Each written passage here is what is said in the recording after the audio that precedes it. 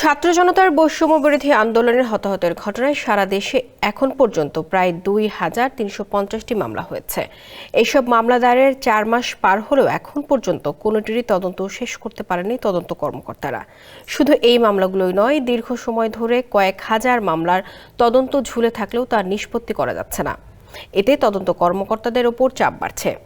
সংশ্লিষ্ট তদন্ত কর্মকর্তাদের সঙ্গে কথা বলে এসব তথ্য মিলেছে। আতাউর রহমানের প্রতিবেদনে বিস্তারিত জানাচ্ছেন মোহাম্মদ শাহাবুদ্দিন মাহতাব।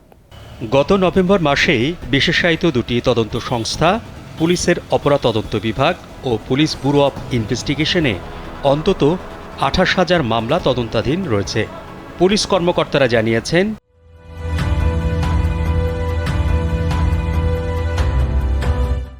বৈষম্য বিরোধী আন্দোলনে হতাহতের ঘটনায় দায়ের গুরুত্বপূর্ণ মামলাগুলোও একই তদন্ত কর্মকর্তাকে তদন্ত করতে হচ্ছে।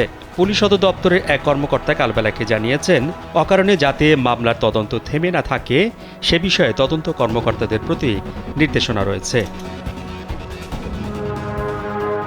তদন্ত সংস্থাগুলোর একাধিক কর্মকর্তারা জানিয়েছেন, একজন তদন্ত কর্মকর্তার ঘাড়ে মাসে গড়ে ২১টি মামলার তদন্তের দায়িত্ব থাকছে।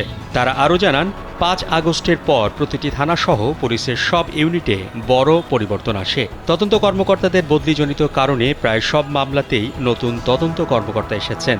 নানা কারণে কর্মকর্তাদের সংখ্যা কম হওয়ায় এক একজনের কাছে অতিরিক্ত মামলা তদন্ত দায়িত্ব পড়ছে। ঢাকা মহানগর পুলিশের একজন কর্মকর্তা কালবেলাকে বলেন, পুরনো মামলায় আগের তদন্ত হলেও নতুন তদন্ত কর্মকর্তারা প্রয়োজনীয় কাগজপত্র ঠিকঠাক বুঝে পাননি। নতুন এলাকায় দায়িত্ব নিয়ে এলেও তদন্ত কর্মকর্তারা পুরনো অনেক তথ্য খুঁজে পাচ্ছেন না। এসব কারণে পুরনো মামলার তদন্ত নিয়ে হিমশিম খেতে হচ্ছে। এতে মামলার তদন্ত জটের সৃষ্টি হচ্ছে।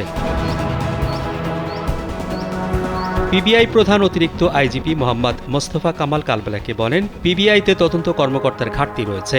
আস্থার কারণে বাদীর আবেদন বা আদালত থেকেও মামলা তদন্তের জন্য পিবিআইকে নির্দেশ দেওয়া হয়। এ কারণে একজন তদন্ত কর্মকর্তার কাঁধে অনেক মামলার দায়িত্ব থাকে। সেক্ষেত্রে মানসম্মত তদন্তের জন্য সময় লাগছে বেশি। সিআইডি প্রধান অতিরিক্ত আইজিপি মোহাম্মদ মতিউর রহমান শেখ কালবেলাকে বলেন, জুলাই আগস্ট ঘটনার পর কর্মকর্তাদের বদলিজনিত কারণে মামলার তদন্ত কার্যক্রম ঢিলে হয়ে গিয়েছিল। সে পরিস্থিতি থেকে বেরিয়ে আসতে তিনি নিজেই তদন্তাধীন মামলাগুলো নিয়ে নিবিড় পর্যবেক্ষণ করছেন। তিনি বলেন, সবসময়ই চেষ্টা থাকে মামলার তদন্ত নিষ্পত্তি যাতে যথাসময়ে হয়। মোহাম্মদ শাহাবুদ্দিন মাহতাব, কালবেলা।